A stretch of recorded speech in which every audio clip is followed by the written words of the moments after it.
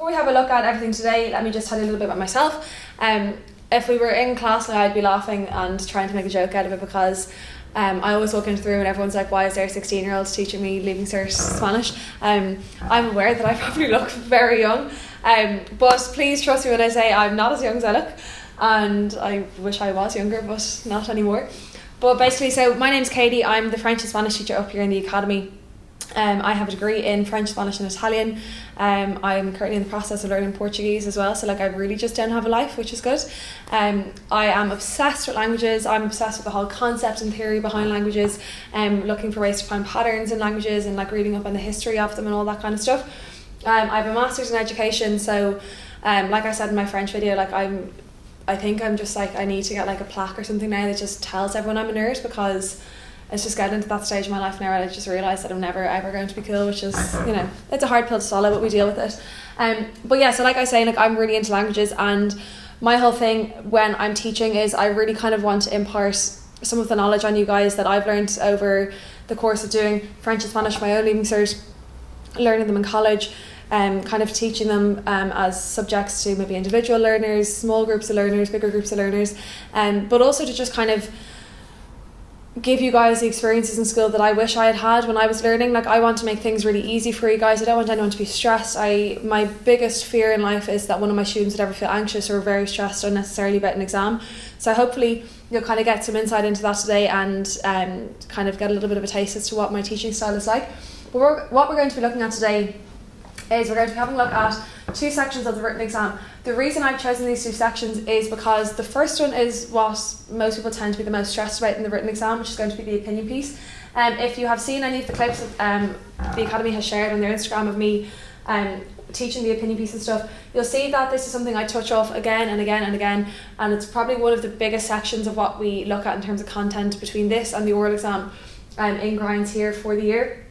Reason being is obviously this is 50 marks out of 400, so it's a huge percentage of your Leaving Cert exam, but it is the question on the written paper that causes the most amount of anxiety in students, just because it can be so unpredictable and people get very nervous about like how to actually prepare, how to plan an answer, how to get good marks. Nobody really knows kind of how the marking scheme works, so hopefully we'll kind of be able to break that down a little bit for you guys today. I also want to have a look at kind of looking at a very important topic in general, which is going to be in the second segment of our class today, and then hopefully what we'll do is then we can end on a little bit more of a lighthearted note, something that's a little bit less daunting. Same thing as I did for French, we're going to be having a look at the diary entry question. For those of you that maybe are doing French and Spanish, if you're looking at both of these videos, please don't just think that this is going to be the exact same as French. Although the topics are going to be the same, the marking scheme and the percentage going for each section is going to be different for the two languages, so don't just think that you can kind of learn it for one language and then you're sorted, if that makes any sense, okay? But yes, we're going to end with the diary entry, and hopefully then that will be a little bit less of, I suppose, a worrying question for you guys. It'll end on a little bit more of a chilled out note. Again, you're probably looking at it being like, why are we doing three different things? I have you guys for 75 minutes worth of content. I want to keep you engaged the whole way through, so we're going to look at it in kind of three different 25-minute segments. So if you guys need to pause, go and get a cup of tea or something in between each segment and just like chill out, that's absolutely fine. So I just want to kind of take 2 or 3 minutes of your time, and let's just, for those of you that maybe are looking at this and you've never done an opinion piece before, let's have a quick chat about like actually what the opinion piece is, okay? Especially just considering how everything ended for you guys in your last academic year. This may be something that your teachers would have been planning on doing with you in class towards the end of 5th year or towards the end of last year in school, and then they might not have actually had the contact time with you. So let's kind of just actually talk about what the opinion piece question is for those of you who maybe have no idea what it is we're talking about. So let's start off with the what here, okay? So I know this is the second thing, but we'll come back to the first one in a second, okay? So what is the opinion piece? So the opinion piece is an obligatory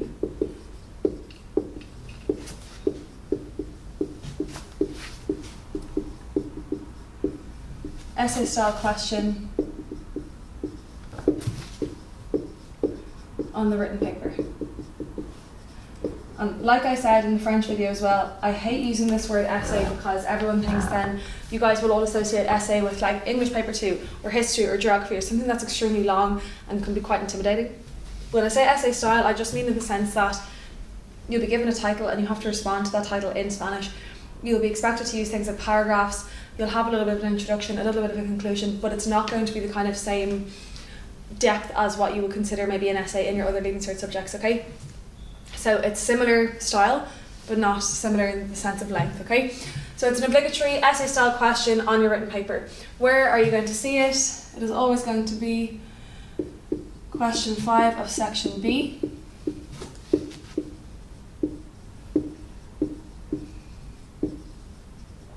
So you guys, if you've no idea what the Spanish Leaving Cert paper looks like, so you'll open up the paper and there'll be a comprehension on the first page. That comprehension deals with a text that a teacher can decide to cover in class, but you have to have read the full book before you can do that comprehension. So the majority of students don't read the book. I don't think I've ever taught the book. So what everyone will do is skip to the journalistic text. You do the journalistic text comprehension, then you do the 2 short comprehensions on the next page, and then you'll have another comprehension, which is your section B comprehension. The last question in that section, question 5, is going to be your opinion piece. It will never, ever, ever move. It will always be in that place on the paper, okay? Okay, so who are we talking about with regards to your opinion piece? Well, obviously, if it's your opinion, I want to hear all about you. I want to know what your opinion is. I want to know how you feel about this. I want to know what your thoughts are on this topic. I want to know what your experience is of this topic. Do you know anyone who's been affected by this? All that kind of stuff. Obviously, then we're going to be able to bring other people or other entities, other organisations, whatever, into our opinion piece in order to back up our own opinion. So like for argument's sake, you might be really upset because something happened to somebody else. You might be really upset because the government isn't doing enough. Do you know what I mean? That like you can bring other people into your answer. So because of that, then we can include kind of anyone. But just to give you some ideas as to the most common, I suppose, things that come up in people's answers would be things like el gobierno, so the government, los colegios, los amigos, la familia. You could talk about las generaciones mayores, so like older generations, los jóvenes, young people, whatever. Okay, but that's just to kind of give you some ideas there. Okay, when do most people cover it? Like for argument's sake, to give you some insight, with my day school students, I haven't touched the opinion piece in my 5th years. I will purely start that at the beginning of 6th year. It's the first thing that I look at in 6th year, whether that's in day school or in the grinds. So I would say like kind of beginning of 6th year. Some teachers may start at the end of 5th year. But if you're going into 6th year and you have yet to even look at an opinion piece, please do not be intimidated or daunted. I haven't done them with my 5th year set either, okay?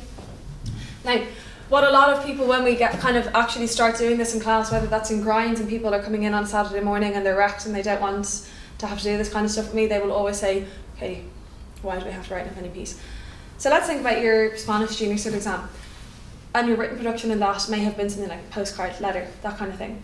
And everyone would have said, you know, you had to write to your Spanish pen pal and like ask him to come visit you or something and say 2 things you could do when he visits you. And everyone will say, would you like to come visit me in July? We can go to the beach and swim in the sea. Who is bringing a Spaniard to swim in the Irish Sea, first of all? Do you want to kill them? Second of all, if you got from 3rd year to 6th year and all you could write was, do you want to visit me? We can go to the beach and swim in the sea. That would look bad on everyone, okay? That would look bad on me, look bad on you guys, look bad on the Department of Education, everyone. So we have to show kind of some sort of progress from that. So the why behind the opinion piece is to show evidence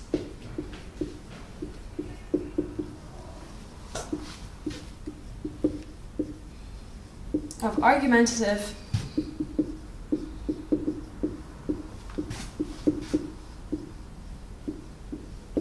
and expressive writing. That you kind of have to be able to show to the examiner that, listen, I've been in a Spanish classroom for the last 6 years, I have some sort of ability to express how I feel or to argue my point across, okay? It might not be the best piece of Spanish you've ever written, it might not be the best piece of Spanish the examiner's ever seen, it doesn't have to be. But you have to be able to show, okay, well, like I am actually trying to express how I feel about this, I'm trying to share my opinion and argue my points across to you clearly. Okay, how many marks then is it worth? So this, guys, is 50 marks out of 400. So this is going to be 12.5% of your Leaving Cert. So we've got a 400 mark kind of total to be working off, and this is probably one of the first things I'll be covering in grinds this year. It's kind of having a look at the marking scheme for the Leaving Cert having a look at kind of how all the marks are broken down, what's expected of you in each component. So like, what's expected of you in your oral exam, what do you need to know for your oral exam, how are you going to prepare for your written exam, all that kind of stuff. But like, to put this into perspective, your oral exam is 100 marks, so this one piece of Spanish written work is going to be worth the same amount of marks as half of your oral exam. And think about how nervous everyone gets about their oral exam. You can kind of understand then why I wanted to start off with this, why I like to target this from the beginning of 6th year. Okay, so how are we going to get these marks? So these 50 marks are going to be broken down into what we call content and language, okay? So we kind of have content communication is what we call like C, and then language is L. So to get our content marks, to get our communication marks, whatever it is that you like to call them, you want to have little or no irrelevant material.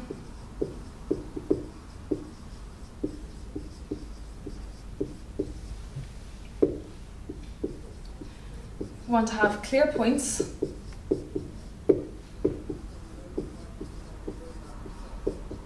And this isn't exactly word for word from the marking scheme, this is just to kind of break it down a little bit into things that we can actually understand. And one thing that is on the marking scheme that I think is important for you guys to understand is this sentence, okay, so it says communicative intention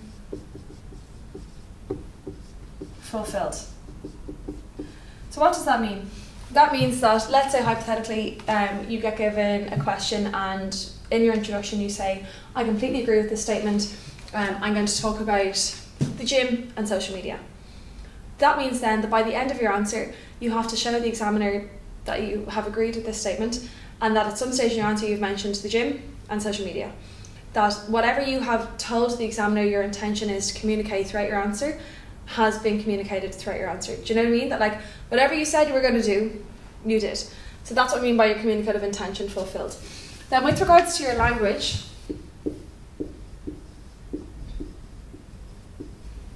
ultimately, like, let's forget all about like all the airy-fairy stuff. Like, let's just get to the point, right? Ultimately, I just need to be able to understand your answer. I want it to be easy to understand. And if that means that maybe your level of Spanish isn't great, but you know that you're really good at writing basic stuff, then I would rather see you write the basic stuff and write it well than attempt to write loads of complex stuff and me not have a notion what you're trying to get across. Do you know what I mean? That like, if you use easy to understand Spanish, it's going to be easier for me to give you marks because I can actually kind of grasp what it is that you're trying to argue. So easy to understand, easy to follow. And that's more in the sense of your structure, that like, you're using your language to kind of, I suppose, have your answer flow. Do you know what I mean? That like, it logically works from one point into the other, that kind of thing, that you're using like little connectors, that you're using openers, you're using closers, whatever, that it's not just like really blocky, okay? That it's easy to follow, it's easy to understand.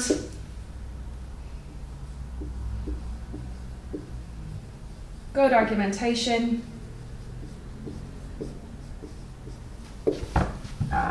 And syntax. Syntax is just your sentence structure.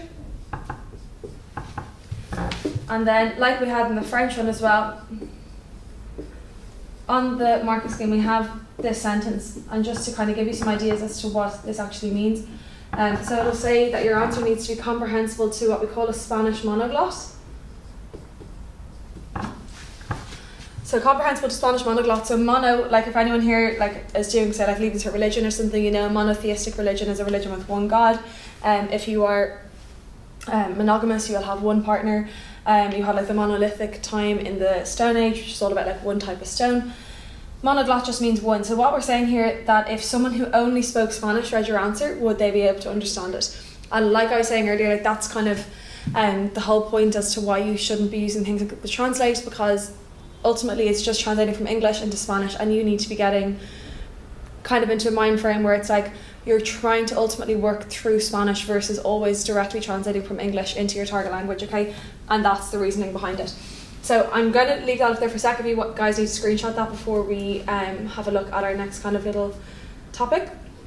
So that's to kind of give you a little bit of insight into the opinion piece. Now, I'm going to do the same thing with you guys as I did in French, in the sense of, in your notes there, so you've got two sets of notes. You've got one on the opinion piece and one on the diary entry. The opinion piece, if you're looking at those and I like, you might think they're a little bit random, it's because I've taken pieces from a few different things that I have prepared for the opinion piece. So like, if I don't know if anyone here has ever come to one of my grinds or my Christmas course or anything, you'll know that my opinion piece notes are my babies. I absolutely adore them. And like I have a full booklet with like 8 themes in it for the opinion piece, and that's like the one there that you have, and there's like theme 6 is health in the booklet there. So like there's 8 themes done out like that with like articles, phrases, vocab, sentences, whatever. And then you also will get another full booklet of like all your sample answers and stuff. So like my opinion piece notes are my ride or die, like I'm obsessed with them, like I should order them. So that's just to kind of give you a little bit of insight into what some of the notes would look like, but that's not the full set of notes. But what I want to kind of touch off before we even look at this is, like what I did in French, I want to give you some phrases that you can use no matter what comes up in the exam. So maybe that if you are a little bit nervous about going into 6th year, or you think that you might struggle an awful lot with writing these opinion pieces, at least if you have these kind of sentences in your head, you're off to a good place, like you're off to a good start, you'll be in a good place regardless of what comes up, okay? So what I'm going to do is we're going to start off with things that you're going to use for your introduction. So like I was saying there that like on the marking scheme we have this whole idea of like how to fulfill your communicative intention. If I'm going to give you marks for fulfilling it, I need to know what your intention is, so you need to set that out in your introduction. So the first thing I need to know is what your opinion actually is. So if I'm going to agree with this, I'm going to say estoy totalmente de acuerdo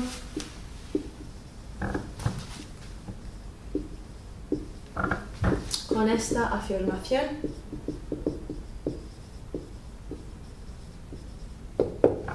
Okay, so I completely agree with this statement. So sorry, that's why I just have to tick, okay, because that's I agree. So estoy totalmente de acuerdo con esta afirmación. So I completely agree with this statement. Quite literally, I am in complete agreement with this statement.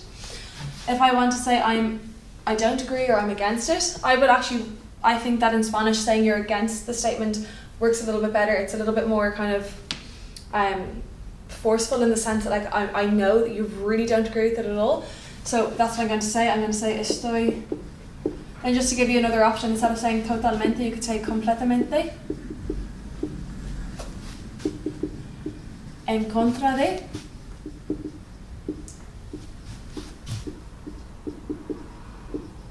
Esta afirmación. Okay, so I'm completely against this statement, so estoy completamente en contra de esta afirmación. And then if you really can't make up your mind, you could say something along the lines of tengo, so I have, sentimientos, or you could say pensamientos mixtos. And again, just that de esta afirmación. Okay. So again, I agree, I disagree, or I'm saying here I have, so I'm half-half. Tengo sentimientos, okay, I have sentimientos are feelings, pensamientos are thoughts. So I have either mixed feelings or mixed thoughts of this statement, okay? By all means, you can say you have a mixed opinion, you don't have to agree or disagree entirely. Some of your teachers may say that you shouldn't do this, and the reason being is that it can often be quite hard to kind of portray why your thoughts are mixed. Sometimes students will end up saying they have mixed thoughts, and actually by the end of their answer they've kind of nearly argued that they agree or they disagree. So just be a little bit wary if you are going to say you have mixed thoughts, that you actually kind of tell the examiner why those thoughts are mixed, if that makes any sense. Okay, so I've told the examiner what my opinion is. I then need to kind of set out what it is that I'm going to talk about. So I might follow my opinion phrase with one of the following. So, para compartir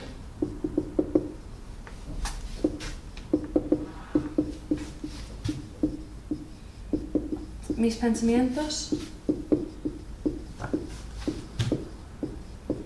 voy a hablar de. Okay, so in order to share my thoughts, I'm going to speak about whatever. So compartir is the verb to share. Easiest way to remember that is that if you share something, everybody gets a part of it. Compartir. So in order to share my thoughts, I'm going to speak about blank. Or you could also say something a little bit more formal. So something like hay que. Hay que means like it's necessary or you have to. So hay que mencionar whatever, pensando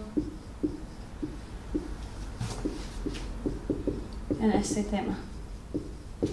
So you have to mention blank. So you have to mention sexism, you have to mention racism, you have to mention mental health, you have to mention anxiety, whatever, thinking of this theme, okay? And you might want to mark for yourself that in Spanish we nearly always follow the verb pensar, the verb to think, with the preposition en. So in English we say to think of or to think about. In Spanish you say to think in. So pensando en este tema, okay? And this again, it's not esta, it's este, because this ends in MA for man. So things like problema, sistema, tema. If it ends in MA, it's usually going to be masculine, okay? So that's kind of how we're going to get our communicative intention across. Now, what can I use for my points? So what are some things that I can use no matter what comes up if I'm trying to kind of beat the system and just learn a few things that I can use no matter what? So let's have a look. Sorry, I just want to make sure I have these in the right order. Okay, so vamos a ver. So tenemos solo hay que con el infinitivo. So your infinitive is just the name of the verb, so the part of the verb that ends in a or e or I or. So solo hay que. I'm going to write a few of these up for you guys in English now as well in a sec. Okay, I'm just going to get some of them up in Spanish first. So blank es un problema extendido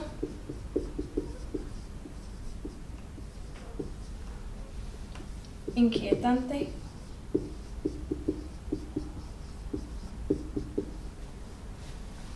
serio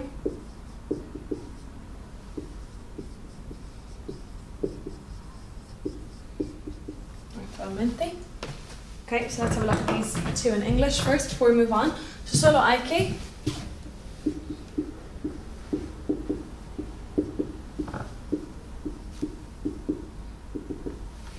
Okay, so solo hay que, so if you think about like how generic this is, like you could say something like solo hay que reciclar más, so you just have to recycle more. Solo hay que ser más aceptante, right? You just need to be more accepting. Like it could be used for anything, okay? Then we've got something, so blank is a widespread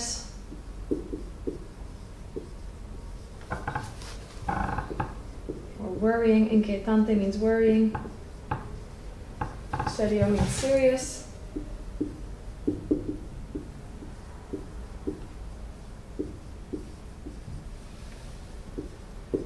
Then actualmente means at present, so it doesn't actually mean actually, am I joking? Okay, but actualmente means at present or currently or something along those lines. Okay, so we're actually going to just take a few extra minutes on this section because our second segment isn't going to take as long as I thought it kind of might, so I'm going to take another few minutes from the second segment just to finish this off because I think this is really important. So just bear with me for a few minutes on this.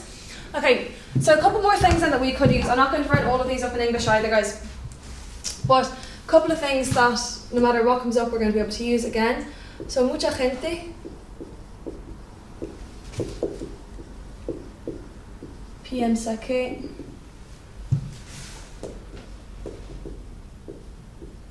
otros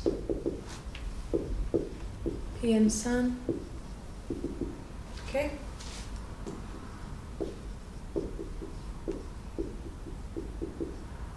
I'll explain all these now in 2 seconds. I just want to get these up first. Okay, so a mi juicio. Then tenemos cosas como en primer lugar. Again, you don't need to take all these down. If you want, you can just screenshot this or mark a few of them for yourselves. That's absolutely fine. This is just kind of give you extra stuff as to what's in your notes. So en primer lugar, en segundo lugar, por una parte,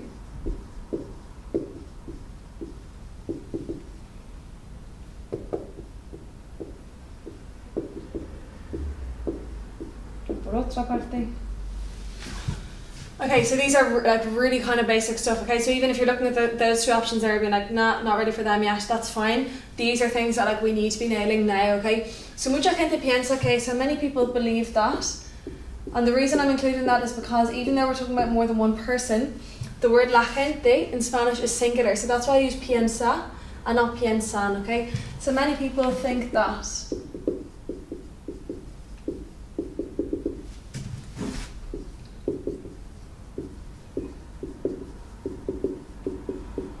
Then if I was just talking about others, I have to use otros, and then this is plural, so that's why I've got piensan with this. Otros piensan que, others think that, whatever. A mi juicio, I promise you, if you haven't done an opinion piece yet, and you write your first one and you use this instead of saying en mi opinión, your teacher's going to be delighted and actually very shocked. It's a really simple change to make, but it's such a nice way of actually kind of sounding a little bit more Spanish. So a mi juicio significa in my opinion. Okay. También podemos utilizar la frase en mi opinión, pero eso es un poquito más español, okay? This is a little bit more Spanish. You can say en mi opinión, but it's a little bit more kind of literal from English into Spanish. Okay, en primer lugar, there's one way of saying firstly, and then en segundo then is obviously secondly. Okay, then we've got por una parte on one hand, y por otra parte is on the other hand. Okay, so let's tie this all up now, and I'm going to show you how to absolutely nail your conclusion, okay? So I'm just going to write it under here, it's not going to be too long. If you're not taking any of this down, I would actually recommend scribbling down some bits from this conclusion, because I promise you, you want to surprise your teachers? Do this, okay? So the first thing you're going to do, no matter what comes up again, so vamos a empezar nuestra conclusión con esta frase, so como ya he dicho,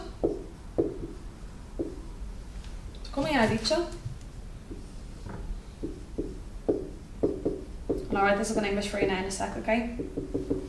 That's our first sentence. Then you're going to say, si pudiera.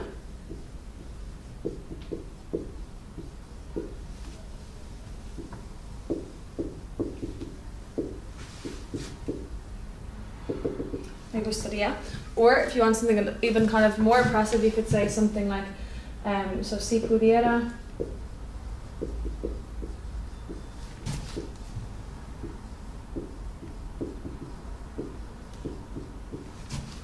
Me gustaría hablar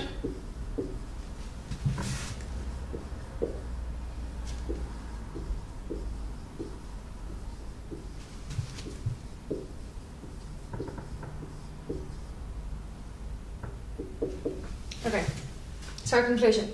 So again, this whole idea of fulfilling our communicative intention, I want my answer to kind of be I suppose complete. I'm going to say como ya he dicho, as I've already said.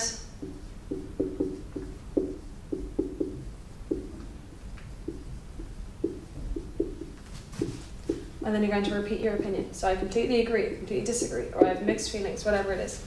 Then the kind of shorter option, and both of these are equally kind of impressive, it's the same structure, this is just kind of going one step further. So si pudiera, me gustaría, if I could,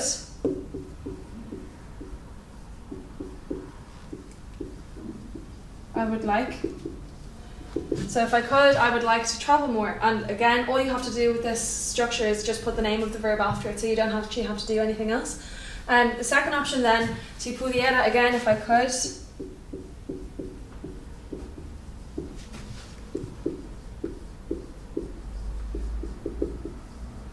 I would like to, okay, then again, like I was saying, you just need the infinitive, so I would like to speak. Con is with. Whoever, so I'd like to speak with the government, I'd like to speak with my principal, I'd like to speak to young people, I'd like to speak to the older generations. No matter who it is, you can still use this structure. If you're talking about one person, you're going to use this bit here, pueda. If you're talking about a plural thing, you're going to use puedan, okay? So with whoever, so that, para que means so that.